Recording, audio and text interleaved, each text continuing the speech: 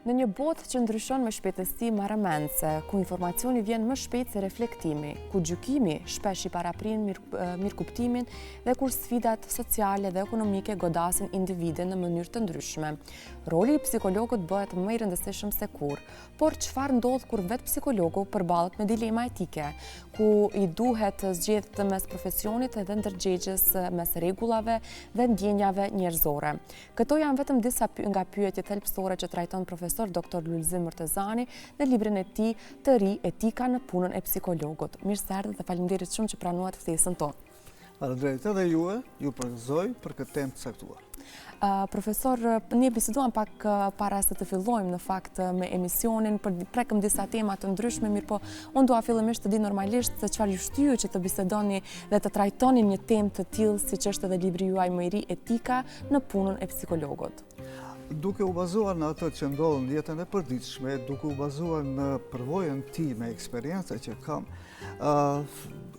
rodhi ideja, u shfaq ideja që fakt të trajtoj një temë e cila është karakteristike për profesionin e psikologut, por jo vetëm të psikologut, por edhe profesionet të tjera, të cilat i dedikohen apo punës me qenje njerëzore, me krijesa njerëzore. Pasi njerëzit janë të themi qenje shumë delikate, është shumë rëndësi që përveç aspektit profesional që kemi ne, si profesionist, apo kemi kompetencat tona profesionale në fusa të ndryshme, duhet shumë kujdes ti kushtojmë pikërisht anës emocionale, njerëzore, humane, për arsye se klientët, pacientët, nxënësit, studentët, të gjithë ato kanë botën e tyre emocionale shpirtërore dhe si udhërrëfyes shumë i rëndësishëm për të na ndihmuar që të ushtrojmë profesionin tonë si duhet, është pikërisht etika. Këto janë rregullat e etikës, të cilat janë mbi të gjitha është një det i rregullave,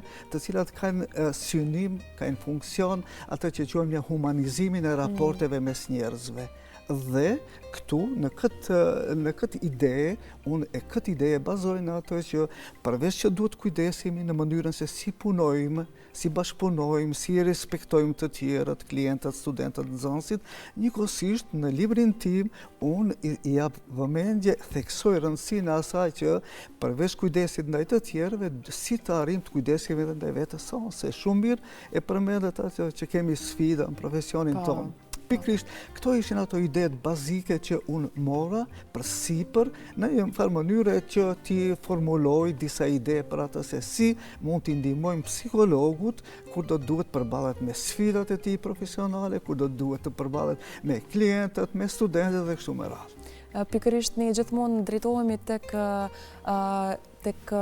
personat kompetent, në fakt tek psikologët për të ruajtur energjinë tonë, mirë po ndonjëherë është e rëndësishme edhe se si psikologët ruajnë energjinë e tyre me pacientët dhe me të gjithë ata që kanë të bëjnë. Sa është e përgatitur sot një psikolog, zotëri Lulzim, në rajonin tonë për të përballur me etikat e vetë profesionit të tij? Mendohet që ne zakonisht kemi një bindje dhe që është rezultati i përvojës, eksperiencës që faktikisht psikologu i diplomuar është i përgatitur me kompetenca për të ushtruar si duhet profesionin e tij në mënyrë profesionale. Megjithatë, problemi është që jeta e përditshme, sfidat me cilat përballen në organizat ku është i punësuar, në shkollë, në institucion, këto bëjnë që ta sfidojnë aftësinë e tij, kompetencën e tij dhe na bëjnë të gjithëve të ditur që përkundrejt aspektit profesional, shumë e rëndësishme është edhe ajo se çfarë personaliteti kemi dhe sa jemi të përgatitur në komunikimin me njerëzit tjerë. Këtu dua të them më konkretisht, domethënë, mendoj që psikologët janë të përgatitur, por eksperjenca e tyre do t'i aftësoj akoma më shumë që të përballen me situata në të cilat janë her pas herë janë shumë delikate, shumë të ndërlikuara, sepse komunikojmë me njerëz. Unë gjithmonë them që shumë më lehtë është një inxhinier, një astronom apo i cili nuk ka subjekt, nuk u drejtohet, nuk e realizon punën e tij me qenje njerëzore, me njerëz. Me emocione. Dhe kjo është ai problemi, ndërkaq sfida e psikologut, shpeshherë theksoj këtë gjë që sfida e psikologut krahasuar me profesionistë të tjerë është pikërisht këtu që psikologu duhet të dallohet, duhet të jetë model se si të kontrollojë emocionet e tij. Apo se si të kontrollojë sjelljen, sepse çdo kush, nxënësit, studentët të gjithë ose pjesëtar të tjerë, gjithmonë psikologu është objekt i monitorimit. Dhe themi, nëse një profesionist tjetër bën ndonjë gabim në sjelljen e tij, nuk ja zën për të madhe, ndërkaq ti si psikolog duhet të kontrollohesh. Dhe këtu është ai problemi, si mund të arrijë psikologu të bëj vetë menaxhimin. Dhe kjo është shumë rëndë, nuk është edhe lehtë. Megjithatë, njohuri që kanë në psikologji në Universitetin e Titovës, ne mundohemi me gjithë stafi mësimor që studentët të përgatiten në aspektin profesional, por njëkohësisht edhe në aspektin që themi në etik, që të dinë se si ta ushtrojnë profesionin e tyre. Dhe prandaj, mund të përgjigjem që po, kanë dituri, kanë kompetenca, edhe përvoja, eksperjenca, apo vazhdimisht i pasuron me përvoja të reja që të dinë se si të gjenden, se si të komunikojnë. Kjo është kryesore, se si të ndërtojnë relacione dhe më në fund si të arrijnë psikologët që të krijojnë një besim te bashkëbiseduesi, te klienti, te pacienti, sepse është autoritet, një bindje se ne e dim se çdo kund në start parë shumë e rëndësishme janë përshtypjet që kemi ndaj një profesionisti, qoftë mjek, qoftë psikolog. Psikologu arrin me këto njohuri dhe me përvojën që ka, duhet të arrijë faktikisht,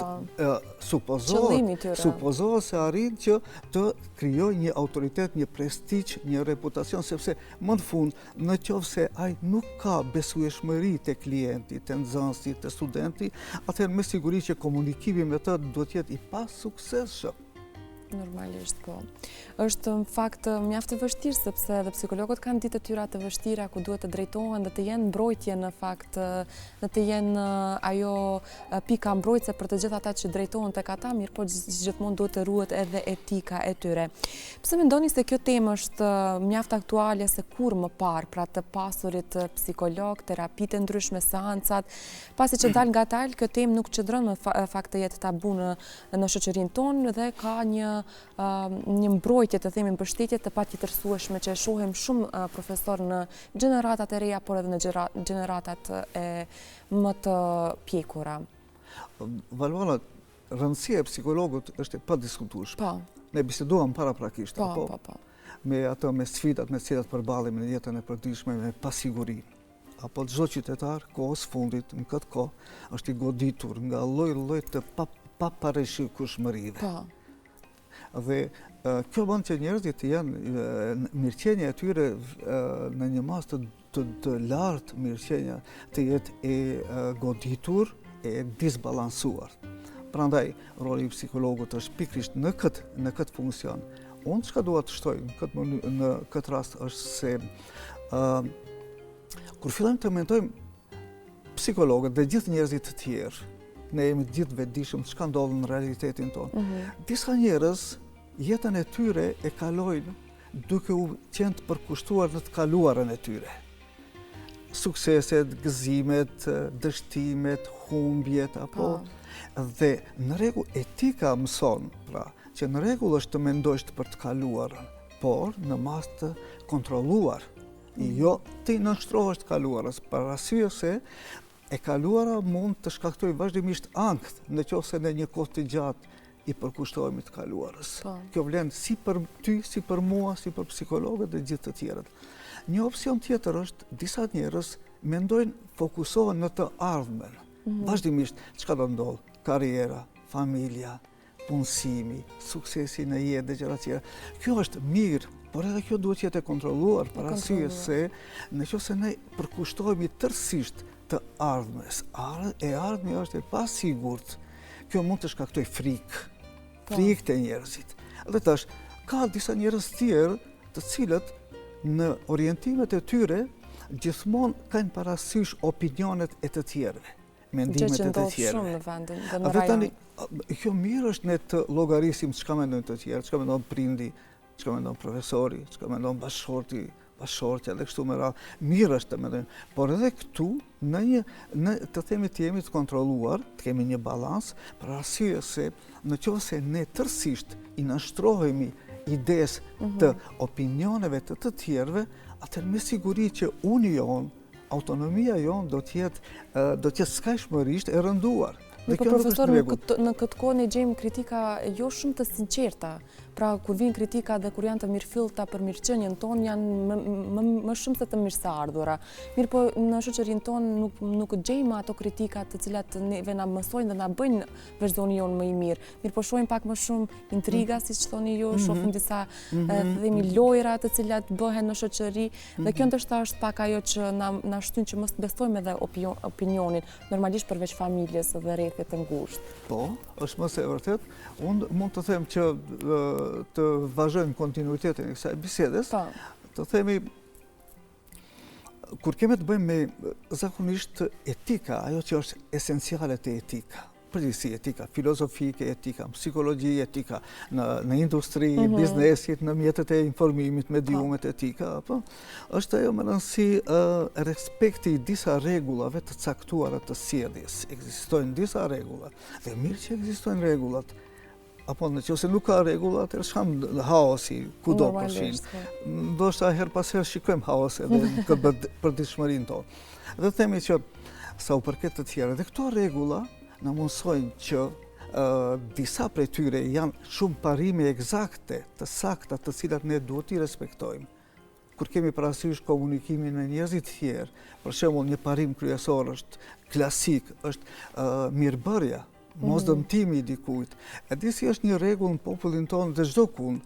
Edukata e parë që vjen, një edukatë etike është që prindërit apo e kultivojnë të fëmija i tyre, mos i bërë dëm, mos i bën dikujt diçka për të cilën nuk do të kishte dashur dikush të ta bëj ty. Apo një rregull, domethënë, është me rëndësi një rregull i parës, mosdëmtimi, mirëbërja. Rregull tjetër etik ose parim etik është respektimi i autonomisë së dikujt, personalitetit të tij, respektimi i konfidencialitetit. Domethënë, atë që themi ne këtu që bisedojmë, s'ka nevojë dikush tjetër të di në relacionin profesional. Normalisht, po. Relacionin profesional.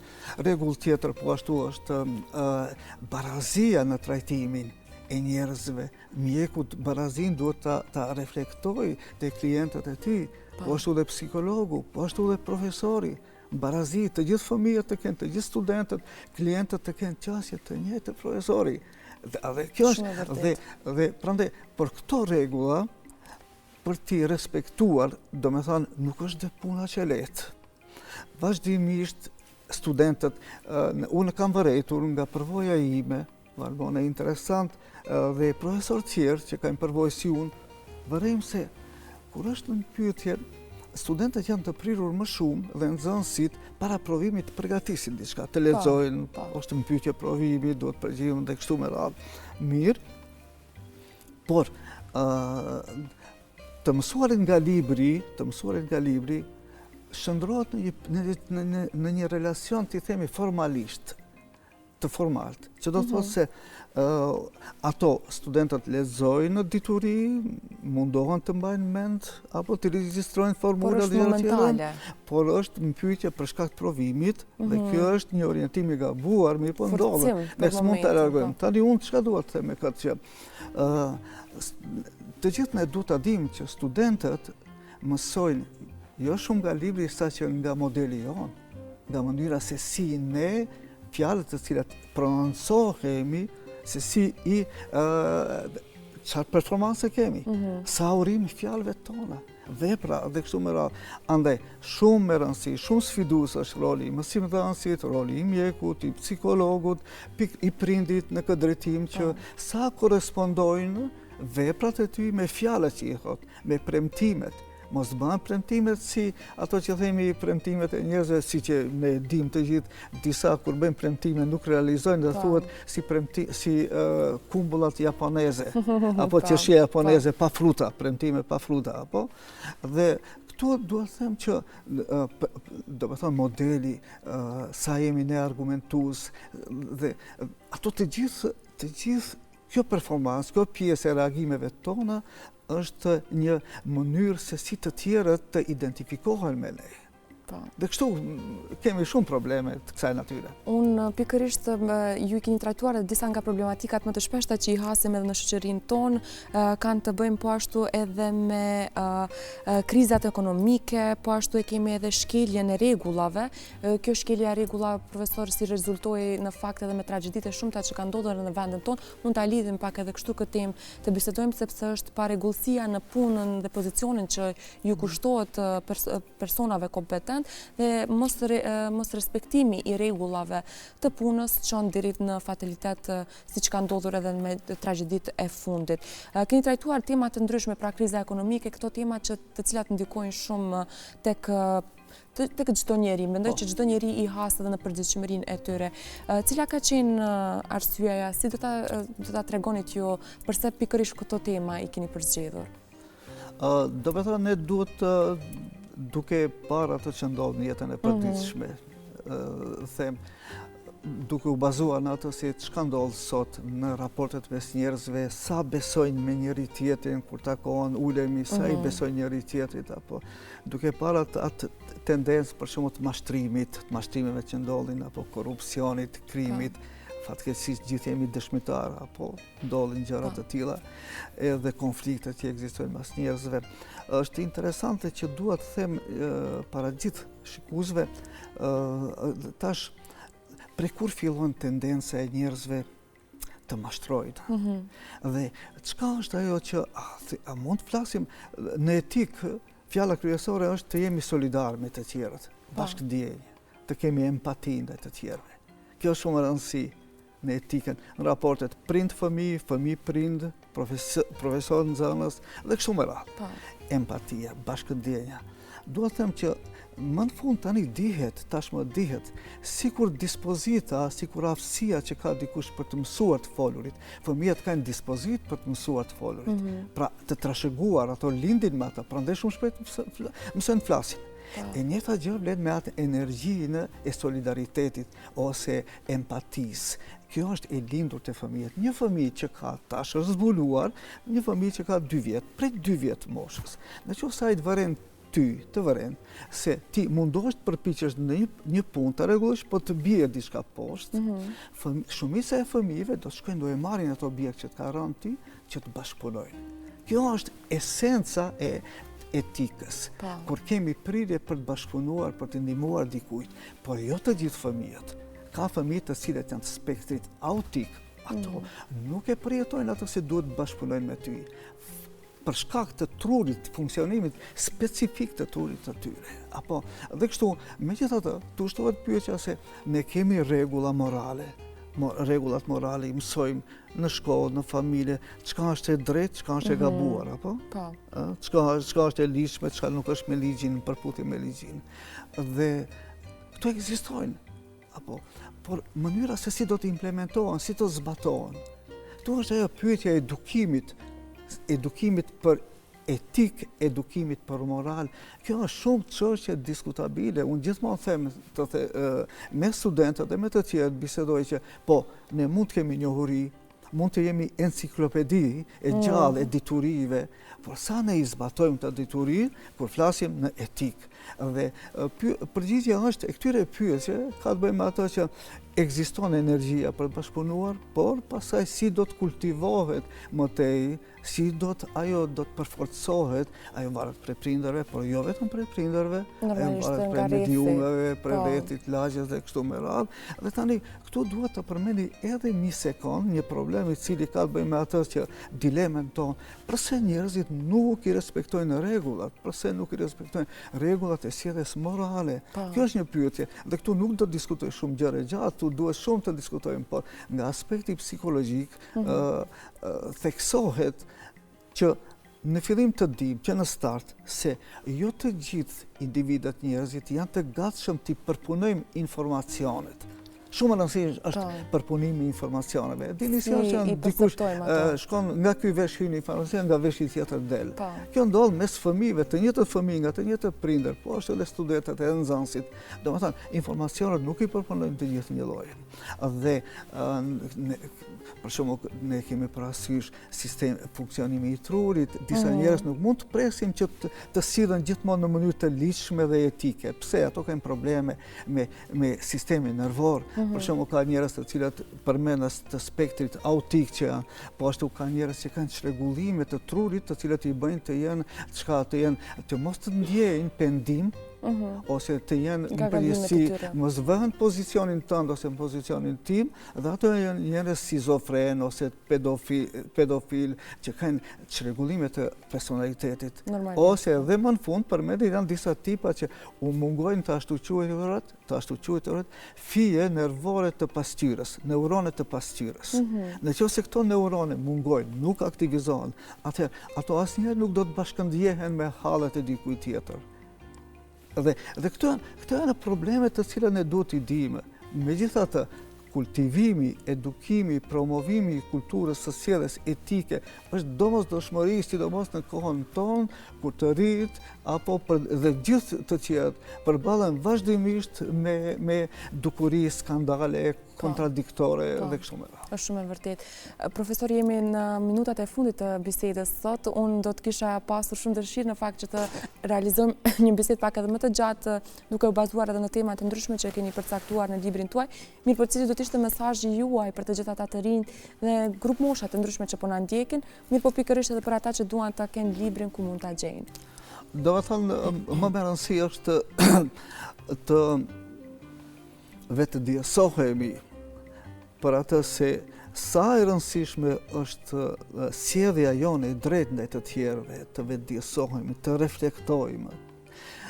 Edhe njëherë, ne mund të përcjellim ligjërata, mund të përcjellim kurse të ndryshme dhe mund të përfitojmë nga kurse, të mësojmë gjuhën e huaj, të mësojmë matematikën dhe kështu me radhë. Po, në rregull, por të mësojmë etikën është shumë delikate çështja. Prandaj, një mënyrë, një porosi, një mesazh im për të rinjt, për të gjithë është ajo që të reflektojmë, të mendojmë, të ndajmë kohë, nuk është lehtë. Të ndajmë kohë që të mendojmë së pari sa ne, imagjinojmë çka praktike jetësore, sa ne ndajmë kohë për të menduar për veten tonë së pari.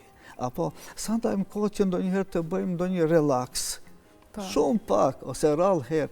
Dhe tash, porosia është që ne të reflektojmë për atë çka ndodh me ne, ta perceptojmë realitetin dhe sigurisht shumë e rëndësishme është bashkëpunimi, biseda me kolegë, me njerëz, mbështetje, padyshim dhe dita që të shikojmë që jo vetëm perspektiva jonë është e drejtë, apo dhe të dimë që ndonjëherë truri jonë na bën kurthe, unë gjithmonë e përmend, kurthe të natyrës narcisoide, vetëm unë jam më i mirë. Gjithmonë ta dëgjojmë. Unë vetëm di, apo prandaj ne porosia nga ky libër është kultura e respektimit të bashkëbiseduesit. Ta respektojmë, ta dëgjojmë dhe pastaj ne të japim mendimin tonë dhe gjithmonë të mësohemi se ka perspektiva të ndryshme të çështjes së njëjtë, gjë që duhet na bind për një gjë që ne nuk duhet pajtohemi, ndoshta nuk duhet pajtohemi me bashkëbiseduesin, por kjo nuk do të thotë që mos ta respektojmë ata. Pikërisht. Kjo është mendimi im, kjo është mendimi jon, dhe kjo është më rëndësi edhe psikologët nga ky libër dhe njerëzit dhe të tjerë gjithmonë të shikojmë ta luftojmë këto kurthe që na i bën truri ndonjëherë. Është shumë e nëntërshme në fakt të kemi të gjithë mendime të ndryshme, mirë po të respektojmë njëri tjetrin dhe gjithmonë të bazohemi në disa fakte të themi të cilat na çojnë deri tek përgjigjja e saktë, mirë po asnjëherë mos i besojmë edhe mendimeve të themi të shpejta të cilat kurthet, siç e quajtet edhe ju profesor, që edhe i bën truri jon. Ju faleminderit shumë që gjetët kohë të ishit bashkë me ne sot dhe me të vërtetë e shijova shumë bisedën, shpresoj që të gjithë ata që na kanë ndjekur kanë marrë disa përgjigje nga kjo bisedë. Ishte kënaqësi dhe ju uroj sukses. Shumë faleminderit.